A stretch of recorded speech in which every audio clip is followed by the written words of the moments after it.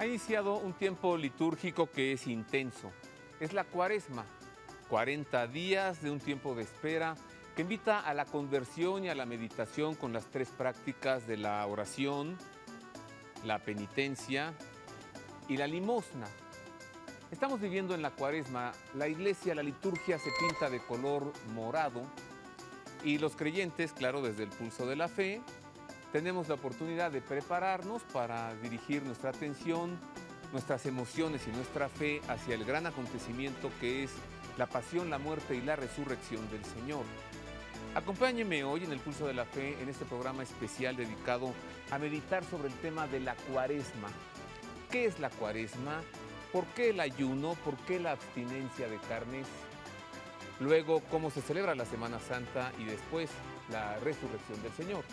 Platicaré hoy con un liturgista, quien es además obispo de México, titular de la Sexta Vicaría. Usted lo conoce bien, buen amigo de este programa, Monseñor Jonás Guerrero Corona. Esto y más hoy en el Pulso de la Fe.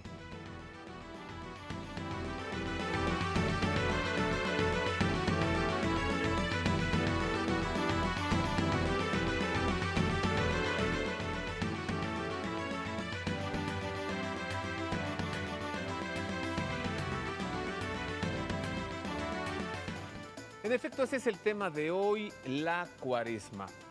Entremos al tema, le presento enseguida, ya rápidamente, el editorial semanal del padre Federico Lombardi. Él es director de la Sala de Prensa de la Santa Sede. Su reflexión semanal se centra en la Cuaresma.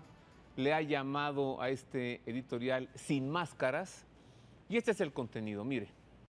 Hablando a los párrocos de Roma, el Papa dijo que la tarea del pastor de almas es especial porque los hombres acuden a él sin máscaras, en su verdad, sin estar protegidos o escondidos detrás del papel que se asume en la sociedad. El Santo Padre insistió sobre el hecho de que la fe puede ser anunciada con eficacia a los hombres y las mujeres de hoy, si pasa por la experiencia vivida por quien se la anuncia y si se anuncia en su sencillez esencial, sin cargarla demasiado con consideraciones eruditas. Este es el espíritu con el que hay que vivir la Cuaresma. Tiempo para presentarse ante Dios sin máscaras, para intentar volver a poner la relación con Él en el centro de la vida de cada uno de nosotros y para simplificar nuestros comportamientos y nuestras palabras, haciéndolos volver a lo que es verdaderamente importante. El miércoles de ceniza, dijo el Papa, Jesús está en lo profundo de nuestro corazón. La relación con Él está presente también cuando hablamos, cuando actuamos según nuestras obligaciones profesionales. Esta relación llega a convertirse poco a poco incluso en oración explícita. En el mensaje para la Cuaresma nos recordó el valor del ayuno. Nos invitó a descubrir formas adecuadas para nuestra vida diaria, como ejercicios para liberarnos del apego a nosotros mismos, para abrirnos al amor de Dios y a la caridad solidaria hacia los otros. Un tiempo, pues, para encontrar el lugar de Dios y la atención a los demás con la ayuda de gestos concretos, sencillos y cotidianos. Oración, ayuno, limosna. Un tiempo para volver a encontrarnos a nosotros mismos y nuestra verdad sin máscaras.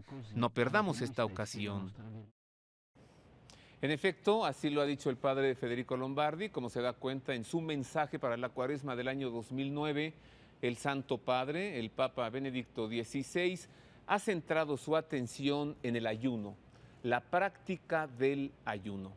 Pero avancemos en este tema y vea usted la siguiente nota que la producción del Pulso de la Fe ha preparado para usted, hablando precisamente sobre la liturgia en la Cuaresma. ¿Qué es la Cuaresma? Mire.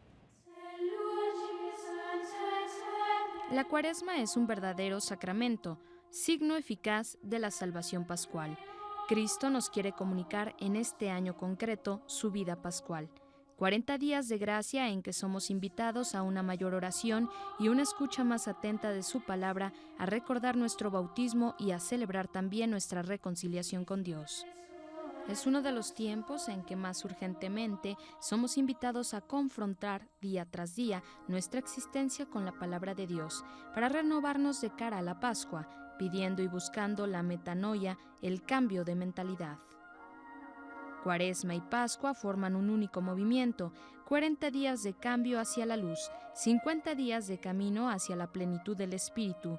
Por eso lo más importante de la Cuaresma es la Pascua, el paso a través de la cruz a la vida nueva.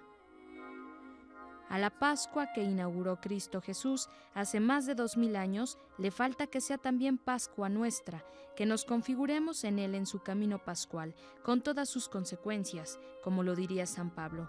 Completo en mi cuerpo lo que le falta a la pasión de Cristo. Pues ahí tiene usted esta definición muy litúrgica sobre lo que es la Cuaresma. Pero profundicemos en este tema y como le había dicho, pues tengo el gran gusto de recibir aquí a Monseñor Jonás Guerrero Corona, obispo de México, titular de la Sexta Vicaría, al sur de la ciudad. La sede episcopal de la Sexta Vicaría está ahí donde se encuentra la Iglesia de la Esperanza de María en la Resurrección del Señor. Sobre Periférico Sur y Zacatépetl, del otro lado del periférico está el Centro Comercial Perisur. Monseñor Jonás Guerrero, además de ser obispo, es liturgista, su especialidad es la liturgia y la Cuaresma, Excelencia, es un tema de liturgia, ¿sí? Bienvenido. Claro. Y obligado en este tiempo, tema obligado. Pues qué gusto estar de nuevo contigo y que los televidentes puedan hoy avanzar y profundizar en su pertenencia a la Iglesia en este itinerario hacia la Pascua. Siempre desde el pulso de la fe. Como siempre, para que el creyente crea, el que no cree. La fe es un don, acuérdate, es un regalo al que respondemos, no es fruto del esfuerzo o del estudio, es Dios del regalo, nos tocará estudiar, nos tocará orar y caminar juntos con la Iglesia. A ver, ¿y el que no tiene fe es porque Dios no se la da? No, a todos nos la da. Ajá. Dios quiere que todos los hombres se salven y lleguen al conocimiento de la verdad, es de fe revelada. ¿A unos les da mucha y a otros nos da poca? No, yo creo que todos estamos en la misma oportunidad. Por ese texto, que no es el único, pero es el más claro, pues recuerda que incluso, por ejemplo, el asunto del limbo, por ahí empezó, ¿no? Sí, sí, sí. Dios quiere que todos los hombres se salven, ¿verdad? Claro. Exactamente. Pero entonces, ¿qué? Algunos responden con más intensidad a esa fe que el Señor ha puesto y otros, como en mi caso, respondemos pobremente allí con un fruto podrido. Bueno, pero estamos en la lucha y el esfuerzo. Aunque sea. Sí, el Señor no falla. Excelencia, ahora tenemos una novedad aquí en este programa. Hemos buscado a nuestro amable público, a usted que hace favor de vernos, para que ellos hagan algunas preguntas. Sí. Y entonces este televidente que vamos a ver enseguida, Isidro, hace la siguiente pregunta, mire. Buenas tardes, señor O'Farrill. Yo tengo una duda, y eso que soy católico. ¿Qué es la Cuaresma y por qué dura 40 días? Oiga, es pregunta fundamental, ¿no? Claro, y muy justa, ¿no? Ajá. Recuerda que tenemos una tarea pendiente en la Iglesia Católica. Es la iniciación en la celebración de la fe. Porque si una persona a una edad madura pregunta eso, significa ¿qué ha pasado? ¿Qué pasó con su iniciación cristiana? Niño, preadolescente, adolescente, joven. Entonces, creo que es una tarea pendiente, la iniciación en la celebración de la fe. Por ejemplo, nuestra gente va a misa, qué bueno, pero yo pregunto, ¿fueron iniciados para orar en común, escuchar en común, ofrecerse con Cristo en el altar, comulgar en común? Muy distinto de la actitud prevaticana. Tú comulgabas y te ibas a tu rincón. Hoy la Iglesia pretende desde la renovación litúrgica que sepamos comulgar en común, comer juntos, pues. Ya el nombre lo lleva, comunión es una común unión. Así es, sí. Pero hay que aprenderlo, hay que ser iniciados, como hacían nuestros papás cuando nos iniciaron para vivir en familia. Oye, acuérdate de tu hermanita. ¿Me puedo comer este pan? No falta tu hermano. Los que somos de familias grandes, ¿no? ¿Verdad? Eso es ser iniciado. Solidario, respetuoso, consciente del otro, que a veces un hijo único le cuesta, la hija única le cuesta. Claro. Sí. Bueno, pero en esas familias grandes que se ponía en la mesa ahí en la merienda la charola de panes dulces, ¿no? Claro. Y entonces nadie tome uno antes, que esto es Así para es. todos. Entonces lo que hacíamos era, Bueno, este es mío. somos los Ya está, descendientes de Tú Adán y también, Eva. mira, el staff también. Descendientes de Adán y Eva. Descendientes Sí, de recordemos Adán y que Eva. la cuaresma nace por una necesidad en una doble dimensión. Preparar a los que se van a bautizar la noche de Pascua. La cuaresma es una experiencia de la iglesia que, como todas las fases del año litúrgico, Adviento, Navidad, Epifanía, hay mucho de imitación. Técnicamente se dice mímesis. Entonces se fue imitando lo que las grandes iglesias, que se dicen iglesias madres, vivieron. Jerusalén, Antioquía, Alejandría, Roma, Milán, Toledo. Son iglesias que fueron construyendo los rituales, edificando, corrigiendo, aumentando, etcétera, ¿no? Entonces, la cuaresma ha tenido una serie de vicisitudes. Hoy centrémonos en, como tenemos la cuaresma hoy, en el posconcilio. 40 días previos a la Pascua, que se contabilizan a partir siempre de la Pascua. Hubo dos experiencias, el Oriente, hoy decimos el Medio Oriente, donde el acento era la muerte de Jesús, la pasión de Jesús, aquello del Cordero Pascual. Y la experiencia de Roma, que era la resurrección de Jesús. Entonces, en el siglo II hubo una problemática difícil, porque el Oriente pedía que Occidente se uniera a su experiencia, y Occidente dijo, espérenme, les falta a ustedes, les falta el acento de la resurrección, que no podemos dividir el misterio pascual, pasión, muerte, sepultura, resurrección y ascensión. Entonces, la noche de Pascua para Occidente fue para amanecer el domingo de resurrección, mientras que en el Oriente, o Medio Oriente, como decimos hoy, era el día, la tarde en que fue sacrificado el Cordero. Estaban unidos a la Pascua judía. Occidente dice, no, lo propio cristiano es la resurrección. Y vino la diatriba, el problema que se resolvió poco a poco, como son las cosas en la iglesia. Aquí nadie lleva prisa, ¿verdad? Ahora, don Jonás, como preguntaba nuestro amable televidente, ¿por qué dura 40 días? Nos decía Isidro Sánchez, ¿por qué la cuaresma dura 40? O sea, este número 40. Por la experiencia de salvación. La cuaresma es un proceso de salvación. El protagonista es Dios, por su Hijo Jesucristo, bajo el dinamismo del Espíritu Santo. ¿Pero dónde entra el número de 40? Volvemos a la historia de la salvación.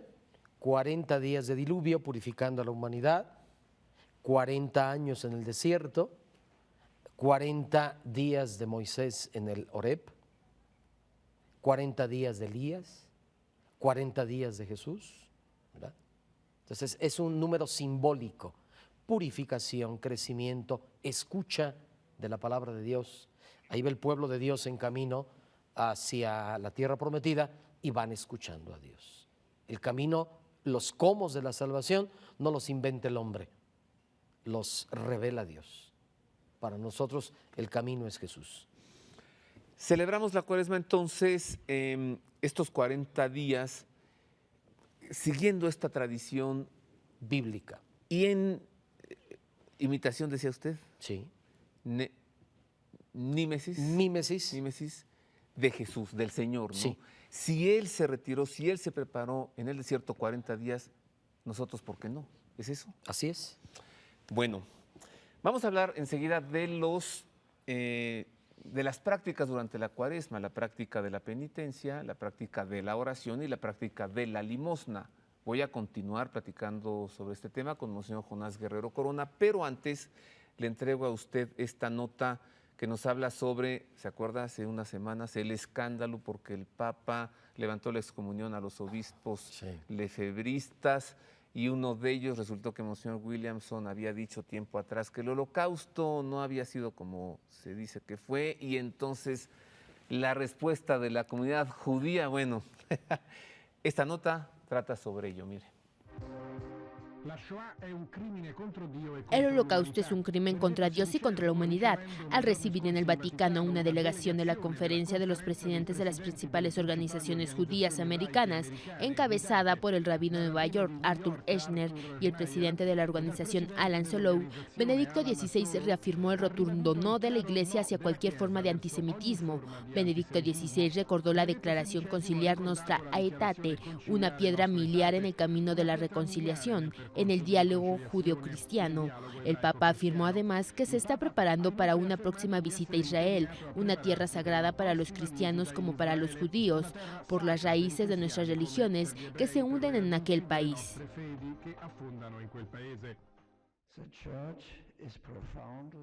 La Iglesia está profunda e irrevocablemente comprometida en el rechazo de cualquier forma de antisemitismo y en seguir construyendo buenas y duraderas relaciones entre católicos y judíos. Benedicto XVI dedicó también gran parte de su intervención a la tragedia del Holocausto, repitiendo que el odio contra los hombres, las mujeres y los niños manifestado en la Shoah fue un crimen contra Dios y contra la humanidad. Esto tiene que estar claro para todos, especialmente para los que siguen la tradición de las Sagradas Escrituras, según la cual cada hombre es creado a imagen y semejanza de Dios. Toda negación o reducción de este crimen es intolerable y al mismo tiempo es inaceptable. Un terrible capítulo de nuestra historia, siguió recalcando el Papa, que no debe ser nunca olvidado y que debe de servir de advertencia para el futuro mediante la construcción de puentes de amistad duradera entre los dos pueblos. Después de la audiencia en el Vaticano, los representantes de la Conferencia de los Presidentes de las principales organizaciones judías americanas repitieron en una conferencia de prensa celebrada en la Sala Marconi de la Radio Vaticana el alcance histórico del encuentro con el Papa, en referencia al doloroso suceso Williamson, que negó el Holocausto. En algunas declaraciones condenadas con fuerza por el Papa, el rabino de Nueva York se dijo confiado en que pueda seguir relaciones más fuertes entre judíos y católicos. Eshner dio después las gracias a Benedicto XVI por haber condenado con firmeza a quienes niegan el Holocausto y por haber reafirmado la importancia del Concilio Vaticano II y en particular de la Nostra Aetate, piedra miliar en la relación judío-cristiana. El presidente del organismo judío americano, Solow, subrayó la importancia de la visita del Papa a Israel, viaje, dijo, muy esperado, a la vez reafirmando el compromiso del Papa contra el negacionismo. Como ve usted y como esta nota nos da a conocer, parece ser asunto resuelto, ¿no? Ha habido este encuentro entre el Papa, los representantes de la comunidad judía, los rabinos, y hasta ahora el asunto está resuelto. El Papa va a ir a Tierra Santa. Tenemos que observar con detenimiento ahora la reacción y la actitud de la comunidad judía con el Papa ya estando allí en Tierra Santa, ¿no? En Jerusalén concretamente. Hacemos una pausa, es breve, regresamos para seguir platicando con Monseñor Jonás Guerrero, obispo de México, sobre la Cuaresma. Después de esta pausa regresamos para hablar sobre la práctica de la Cuaresma, ¿no? ¿Por qué ayunar? ¿Por qué abstenerse de carne, lo que se le llama la vigilia? ¿Por qué orar? Pero también por qué la práctica de la limosna, por qué tener la atención en aquel que no tiene o que tiene poco. Esto y más al regresar.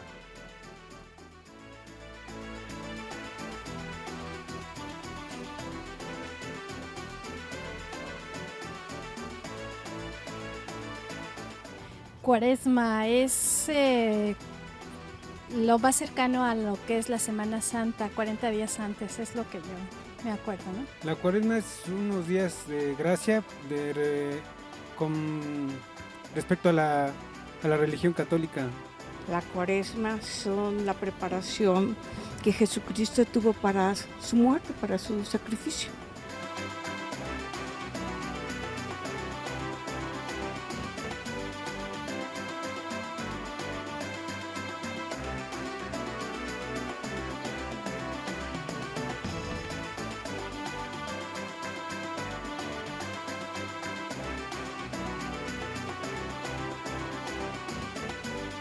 La Cuaresma es tiempo de ayuno, de abstinencia. Se recuerda a Cristo cuando lo padeció. Una etapa religiosa de preparación para la cuestión de la Semana Santa. Para valorar de cierta forma el sacrificio que hizo Jesús por nosotros. es respetar ese sacrificio que hizo Jesús.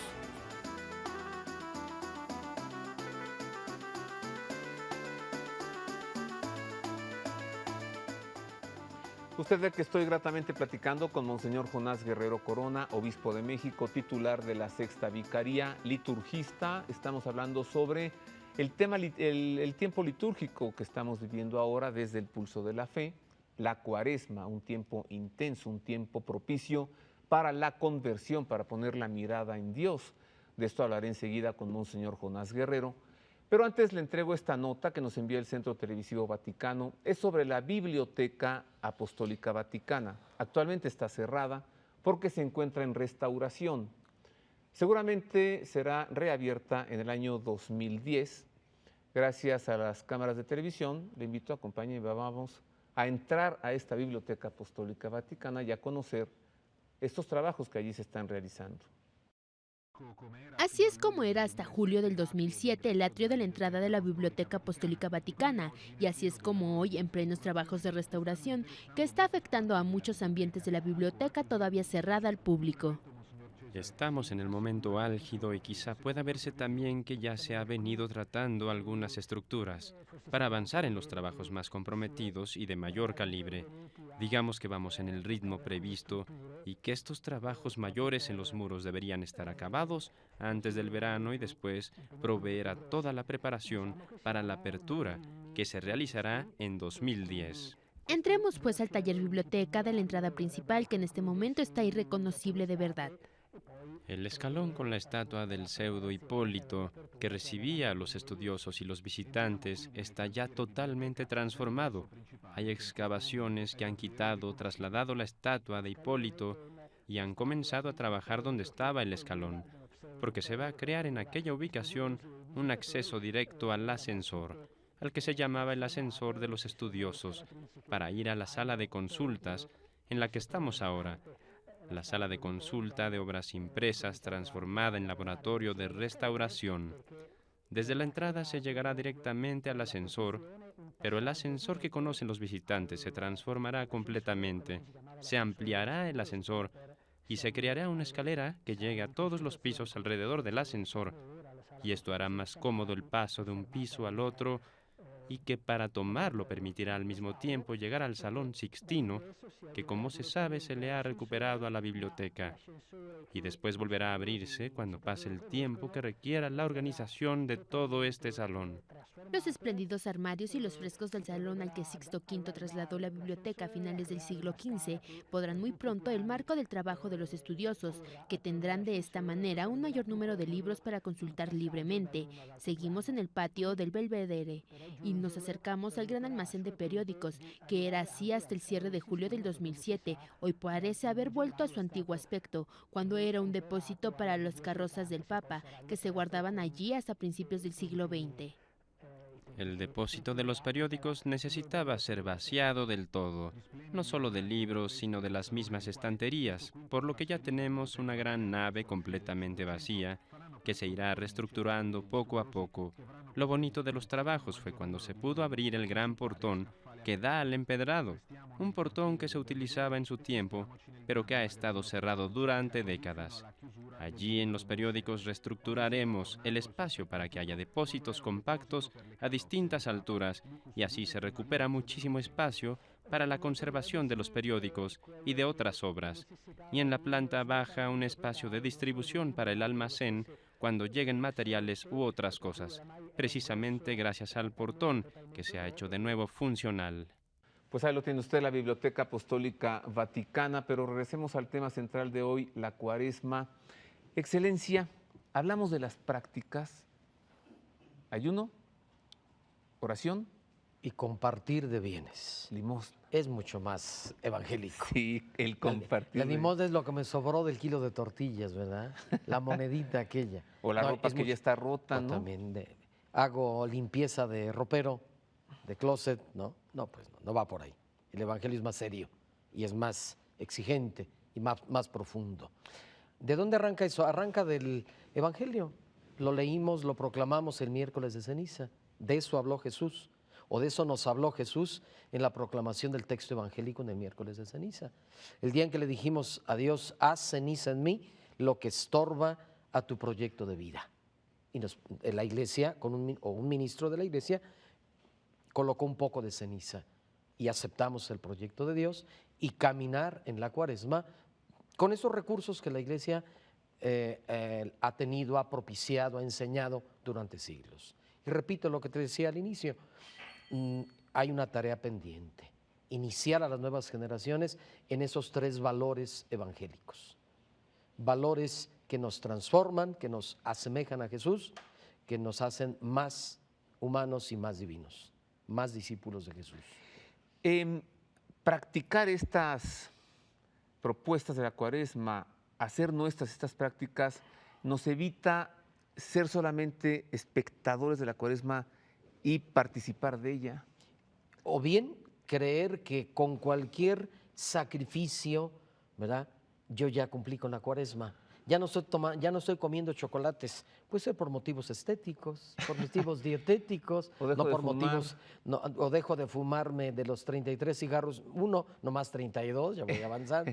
No, son minucias, ¿no? Esto es más a fondo, esto es mucho más a fondo. Cuando Jesús habla de la oración que nos transforma, como a Él. Lo vamos a celebrar el Jueves Santo. Jesús, el angustiado, que entra a orar y sale del huerto de los olivos sereno. El desarticulado, le salían como gotas de sangre, dice el texto, es algo inusitado, pero se da médicamente probado. Y aquel hombre resquebrajado, desarticulado, sale armónico a asumir la historia, con cruz, con Pilato, con Judas, con Anás y Caifás, etc. Esa es la oración. Si la oración no transforma, no es oración cristiana. Puede ser enajenación, puede ser autoengaño. No es cualquier tipo de oración, es orar como Jesús. La auténtica oración transforma, por eso es elemento cuaresmal. Queremos llegar a la Pascua transformados. Este segundo domingo de Cuaresma, la transfiguración. Hoy nos está diciendo la Iglesia católica que vives la Cuaresma en serio, repito, no el chocolatito ni el cigarrito, no, en serio, ¿verdad? Más a fondo, llegarás transfigurado, porque la Cuaresma es transfigurante. Lo decimos en el primer domingo de Cuaresma, aunque ahora le falta una frase a nuestro misal actual. El año que viene, si podemos ya editarlo, ya revisado y autorizado por el culto divino en Roma, va a tener una frase muy interesante que te va a gustar mucho. La Cuaresma es sacramental, produce lo que anuncia, es eficaz, es como un sacramento. ¿Cómo no viene usted cada semana, don Jonás? Bueno, ¿cómo no viene usted diario, de veras? Porque... No, porque tú lo haces mejor que yo. No, hombre, no. Mire, contenidos de estos debe haber mucho más en los medios, ¿no? Sí. Es que usted, con las palabras que acaba de decir, este Cristo transfigurado que entra angustiado a la Getsemaní y que sale reconstruido, reconfortado, Jesús, estoy rearmando las palabras que usted dijo, ¿no? Que está destruido, que hasta sangre suda y que sale con una decisión tomada. Excelencia, ¿me explica por qué dice el Evangelio que caía en tierra, ¿no? Se postró. Es la postura de mayor humildad. Humildad viene de humus, tierra, lo que soy. Una auténtica espiritualidad católica viene de abajo, de lo que soy. Para ser en Jesús el hombre, la mujer, la familia, los esposos nuevos, el sacerdote nuevo en esta Cuaresma. Bueno, haga de cuenta que está usted hablando de mí. Claro, el angustiado, el destruido, ¿no? El temeroso. Es que además, creo que así vivimos hoy todos, en una angustia, ¿no? Salimos de casa y no sabemos si regresaremos. Inseguridad. Sí. Ese Cristo que suda sangre. Sí. Bueno. Para eso es la Cuaresma. Nos tronamos los dedos. Para rehacer al hombre, por eso la oración y por eso el ayuno, ¿verdad? ¿Por qué? Porque sí, dale. Tomamos el ayuno y tomamos precisamente del misal romano lo que es el ayuno, ¿verdad? Porque has querido que nuestras privaciones voluntarias encontremos un motivo para bendecirte, ya que nos ayudan a refrenar nuestras pasiones desordenadas y darnos ocasión de compartir nuestros bienes con los necesitados, compartir de bienes, más que limosna. Porque con el ayuno corporal refrenas nuestras pasiones, elevas nuestro espíritu, nos fortaleces y recompensas por Cristo. El ayuno no es nomás decir no al alimento. El ayuno es hacer una sola comida fuerte en el día. Poco en la mañana, poco en la tarde o noche. Una comida fuerte. Porque con el ayuno me dispongo a tener hambre de Dios. Paso del hambre física al hambre espiritual. El ayuno es decir no a los excesos. Vivimos en la sociedad de los excesos. ¿O lo dudas? No, seguro, no, claro. Por eso el ayuno dice, discípulo, tú no puedes unirte a los excesos. Vas a unirte en la armonía de Cristo, con mesura. Acuérdate que la prudencia es la virtud que modera todas las virtudes, todas. Sin prudencia no hay gente santa. Sin prudencia no hay papás virtuosos ni sacerdotes pastores. Damos la prudencia para todo.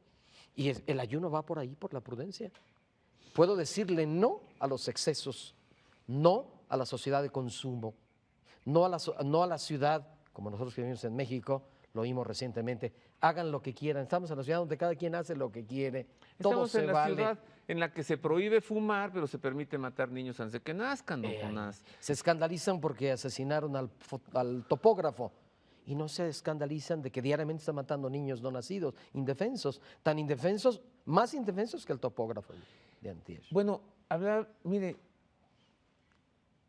vamos a quitar una nota que sigue porque yo quiero seguir platicando con usted. Cuando habló de prudencia y dijo, si no se vive esta virtud, ¿cómo vivir las demás?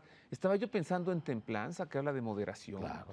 Estaba pensando también en castidad, que habla, por supuesto, también de moderación y de abstinencia. Presentando la castidad como la capacidad de amar que modera mi ego en todos los excesos, ¿verdad? Es lo positivo de la castidad. No es un no, es un sí al amor, pero un amor ordenado, proporcionado, el amor de esposo, el amor de sacerdote, el amor de tío, el amor de abuelo, el amor de maestro, donde entonces nuestra sexualidad se ordena y le da armonía. Mire, pero ¿qué tal que hoy, cuando uno habla de castidad, de templanza y de prudencia? Bueno, estamos en el desierto. Usted está dispuesta a decir, ¿por qué? ¿Por qué de moderarme, no? ¿Por qué de abstenerme si yo nací aquí para consumir todo y para ser... Vine a divertirme. El rey de Acapulco, sí, ¿no? Vine a divertirme, ¿verdad? Al exceso del fin de semana, ¿no? Que ahora el fin de semana empieza el jueves en la noche, ¿verdad? Ya.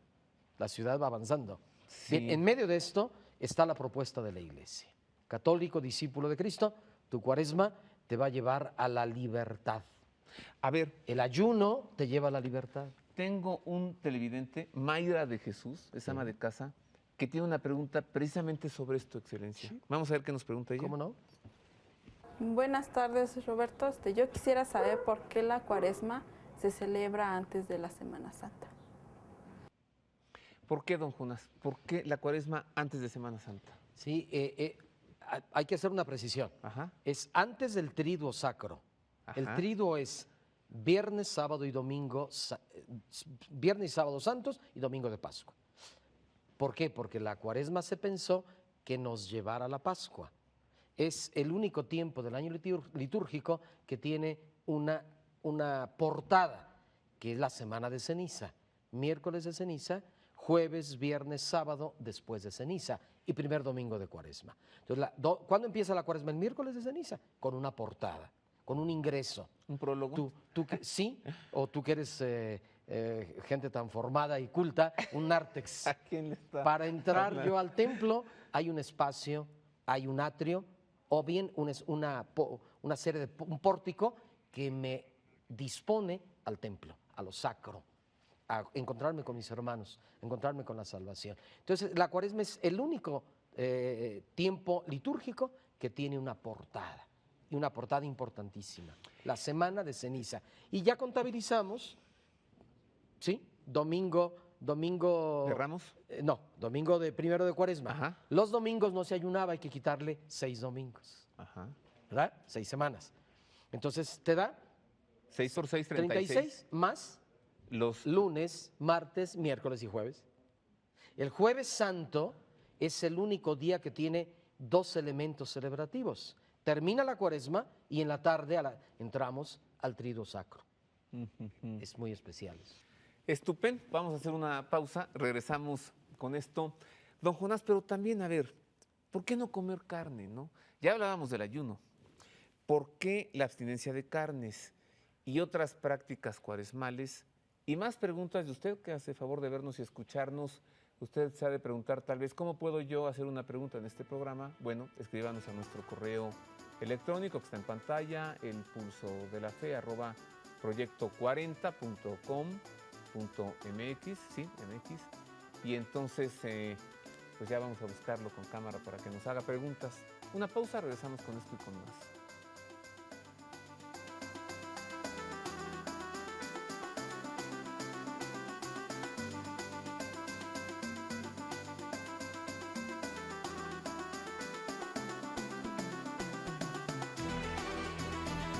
La cuaresma es, por tradición, no comer carne. Nada más. No, al 100% no. Cuaresma es de 40 días, ¿verdad? Antes. No como trato de no comer carne en los viernes. ¿Qué más? Trato de rezar más. Es tiempo de recogimiento, de pensar en todo lo que hemos hecho y la muerte de Cristo. Entonces es como volverse a renovar después de que viene la Pascua, que es la siguiente semana. Y algunas personas es triste porque recuerdan, no sé, la muerte de Cristo, pero es como una transformación.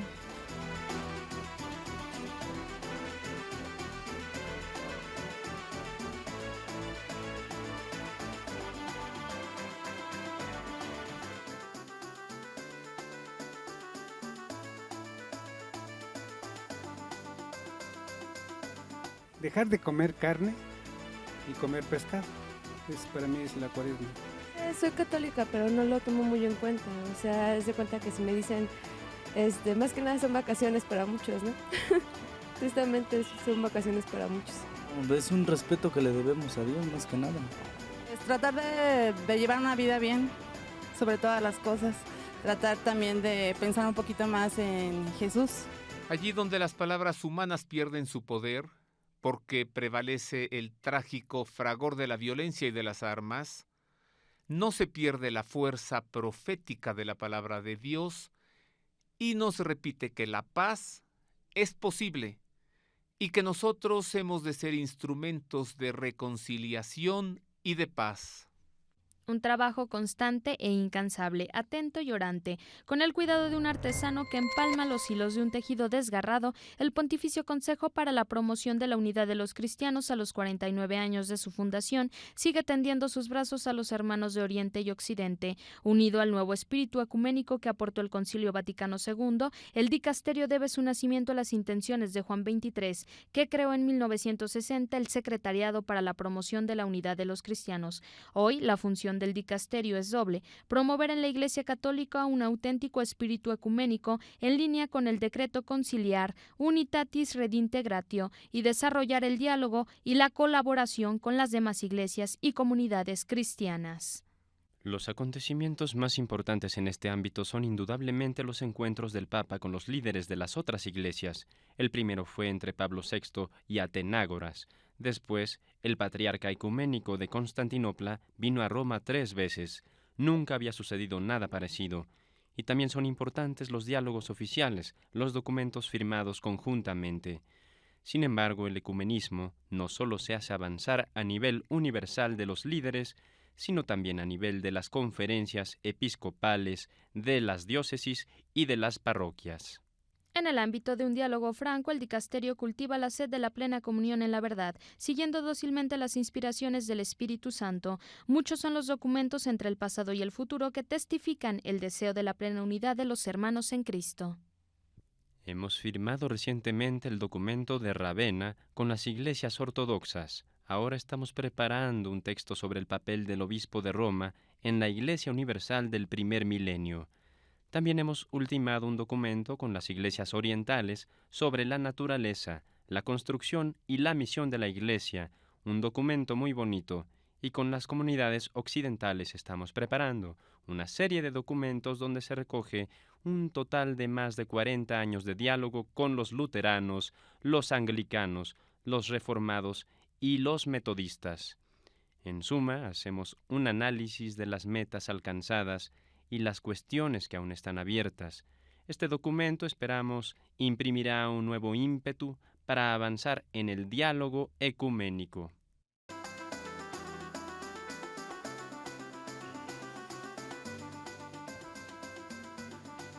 Estamos platicando sobre la Cuaresma con un liturgista, gran liturgista, además es obispo de México.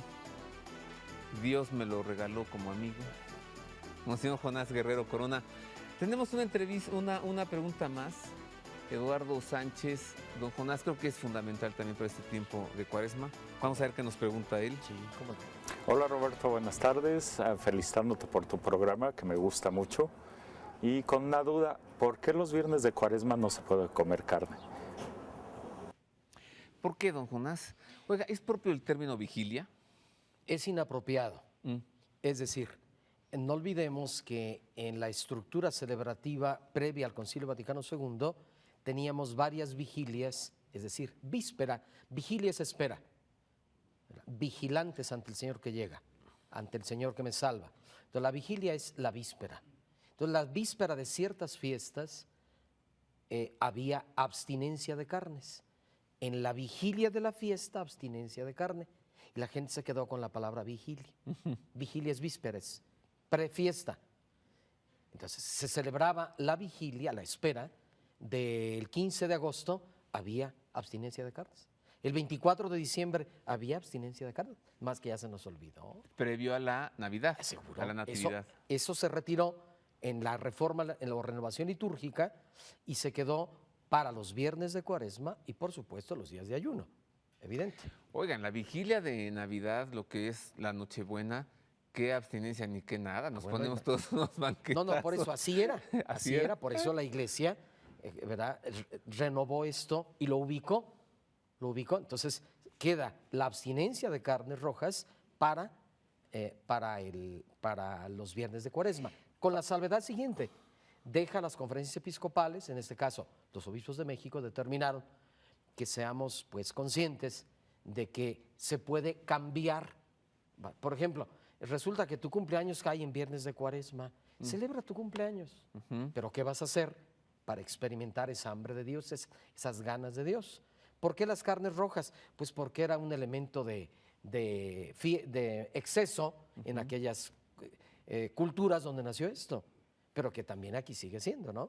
Aunque pues a veces nos resulta mucho más halagador un pescado de X, ¿no? No digo...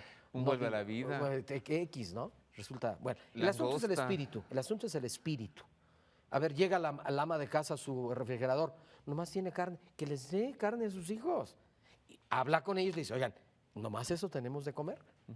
Resultó que ese día llegó el regalo de la carne, que la coman, dice la conferencia episcopal, pero ¿qué van a hacer en actitud cuaresmal? Recuerda que el asunto es el espíritu, por eso hablé de la tarea pendiente. Necesitamos formar a nuestra gente, a las nuevas generaciones y a veces a muchos de nosotros los adultos para ir encontrando el espíritu de la Cuaresma, el espíritu de la práctica de Cuaresma. Entonces, ese es el sentido del negarme las carnes rojas en días de abstinencia de carne. Pero eso no es una ley intransigente, no, es el espíritu de la Cuaresma. Por eso es que decimos, lo leí hace rato en el prefacio, uno de los prefacios de Cuaresma, decíamos, para que podamos compartir con los demás los bienes que tú nos has concedido. Entonces, no se trata nomás de negarme algo, no es el sentido del no, es el sentido del sí. ¿Qué me falta compartir en esta Cuaresma? Mi comprensión, mi aceptación, mi capacidad de escucha. Me falta ir al pariente olvidado, a la abuelita que tenemos en el asilo. ¿Qué me falta? Dar, compartir. Entonces, el ayuno me lleva al compartir cristiano de bienes, de lo que soy, de lo que pienso, de lo que sé, de lo que tengo, ¿verdad? También me lleva a esta expresión del Señor, no solo de pan vive el hombre, sino de toda palabra que sale de boca de Dios, ¿sí? O sea, este ayuno o esta abstinencia de carnes me dispone a vivir eso, a percatarme de que yo no solamente vivo de la carne o del pan y del alimento, sino la oportunidad de dirigir mi atención a esa palabra de Dios, a eso que es la voluntad divina y que debo hacer, ¿no? Sí, hoy nos está diciendo en la transfiguración, escúchenlo, los 40 días es como el pueblo de Dios que a veces escuchaba a Dios, como Moisés que escuchó a Dios en el Horeb y recibió las tablas de la ley, como Elías, como Jesús mismo que escuchó al Padre. Es fundamental, el telón de fondo es la escucha de la palabra. Si no escuchamos la palabra, vamos a escucharnos a nosotros mismos u otras palabras que no dan vida. Entonces, todas las prácticas de Cuaresma tienen el telón de fondo, escúchenlo. Lo oímos, lo celebramos el domingo pasado, como Jesús, tentado pero no vencido, acosado pero no aniquilado, precisamente porque Jesús es el que escucha al Padre. Cuaresma, tiempo de afinar nuestra escucha, ¿verdad? De pulir nuestros oídos, o como dicen algunos profetas, escuchar con el corazón. Tengo una última pregunta para usted, don Jonás. Bueno, tengo muchas, pero en este programa una última por hoy. Al desierto entró el carpintero y del desierto salió el Mesías. No, es Mesías desde su encarnación por obra del Espíritu Santo. Pero su conciencia mesiánica sí fue evolucionando hacia más y más y más, ¿verdad? Es decir, esa experiencia de desierto, esos 40 días de ayuno, esa búsqueda del Padre, provocó que Jesús saliera de esta experiencia de desierto y de ayuno más consciente, más sabiendo, maduro. lo que tenía que hacer. Lo humano fue evolucionando en Jesús hacia la madurez. Y esto puede provocar en cada uno de nosotros estos 40 días. La madurez en la fe. Sí. Por eso camino a la libertad. Creo que es mucho más positivo. No es un no. La Cuaresma no es un no. La Cuaresma es un sí. Sí a la escucha, sí al compartir de bienes, sí a la austeridad para llegar renovados a la fiesta de Pascua. Es la Pascua es la fiesta de la libertad. Es el paso. Acuérdate de todas las Pascuas. El Señor que pasa en Egipto, ¿sí? Y el ángel marca las puertas. El Señor que pasa. Y el pueblo de Dios que pasa, ¿sí? Por el mar. Sí, y después el río Jordán. Pero, ¿verdad? La Pascua de Dios, la Pascua de Israel, la Pascua de Jesús y ahora la Pascua de nosotros los católicos, discípulos de Jesús. Muchas gracias, don Jonás. Mil gracias por abrirnos los ojos, por poner luz aquí. Gracias. Es un gusto estar contigo. Que los televidentes tengan una Cuaresma dadora de vida, transfigurante, camino hacia la Pascua, camino hacia la libertad. Y yo urjo a los papás, a los catequistas, a los abuelitos, a todo el que pueda tocar a las nuevas generaciones, tenemos una tarea pendiente, iniciar en el espíritu de libertad de nuestra Cuaresma católica. Le esperamos aquí para hablar sobre Semana Santa, sobre el Triduo Pascual. Sí, cómo no. Pasión, muerte y resurrección del Señor. Con gusto, cómo no. Nos explica ese lavar los pies a los apóstoles, nos explica esa agonía en el huerto, nos explica el Vía Crucis. Y la resurrección. Nos explica lo inexplicable que es la muerte en la cruz. Nuestra catequesis, que es fruto de la teología, es un acercamiento, sigue siendo misterio.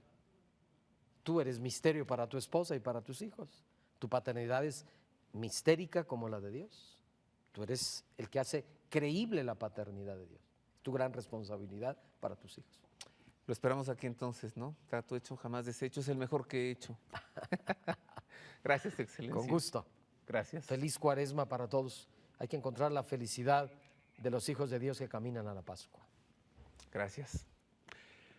En otro tema, se acaban de cumplir 80 años del establecimiento de la ciudad-estado del Vaticano, 80 años ya de la firma de los tratados de Letrán. El Papa Pío XI firmó estos acuerdos con el gobierno de Italia y desde entonces este pequeño territorio de apenas 44 hectáreas, ese terreno en esa octava colina, el Vaticano, es reconocido como un estado, como una nación, con soberanía, con independencia territorial de Italia.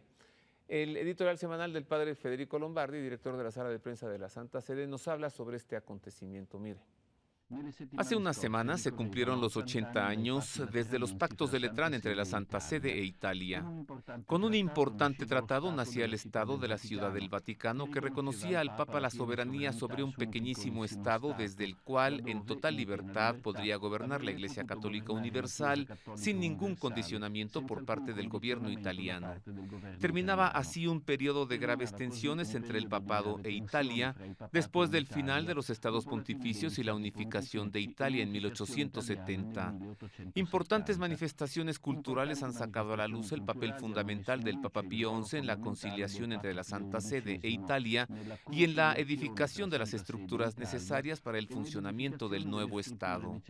Una vez más se ha insistido justamente sobre el hecho de que el reconocimiento y el estatus internacional de la Santa Sede como centro y guía de la Iglesia no depende de la existencia del pequeño Estado, sino que por el contrario, este existe y debe existir porque el papado es una autoridad espiritual y moral de importancia mundial y debe poder ejercer sus funciones sin ninguna ambición de poder terreno, pero con plena independencia y autonomía.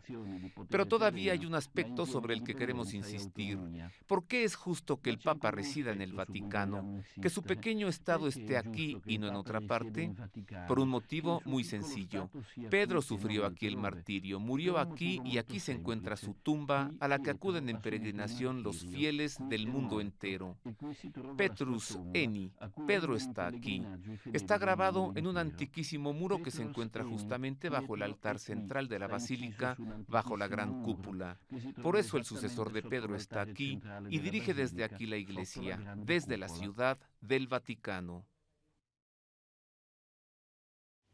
Pues así lo dijo el padre Federico Lombardi, estos 80 años del surgimiento de la ciudad-estado del Vaticano.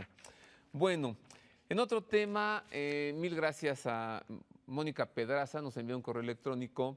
Dice, agradezco que hicieran caso a mi petición al hablar del tema de la crisis económica, política, social, cultural y de valores que actualmente vivimos. En efecto, la semana pasada tuve el gusto de platicar aquí con don Hugo Salinas Price, presidente de la Asociación Cívica Mexicana Pro Plata, y él explicaba esta crisis económica.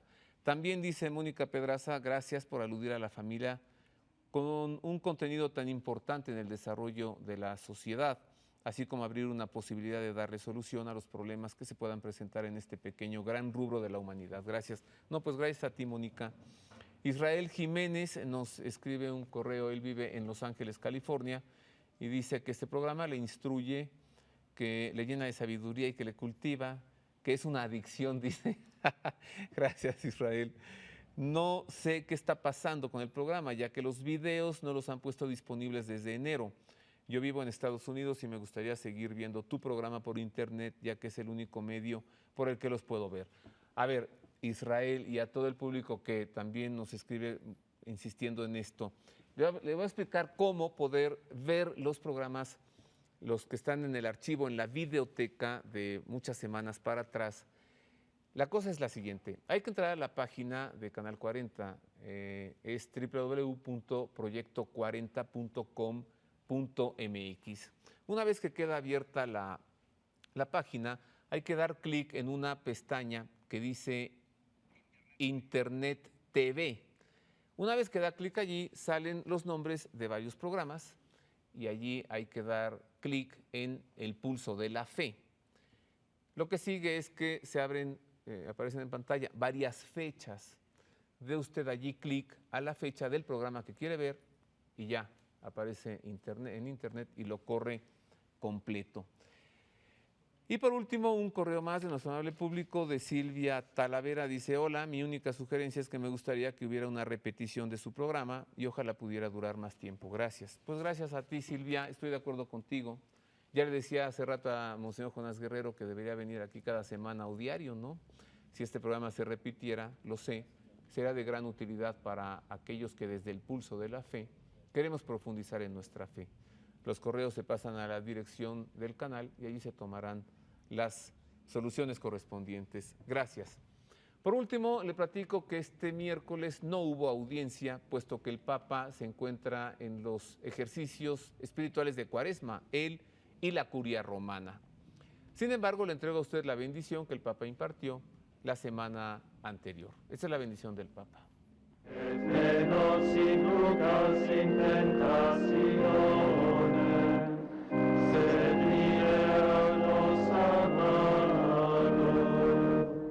Sit nomen Domini benedictum, et hoc nunc et usque in seculum, adiutorium nostrum in nomine Domini, qui fecit caelum et terra, benedicat vos omnipotens Deus, Pater et Filius et Spiritus Sanctus.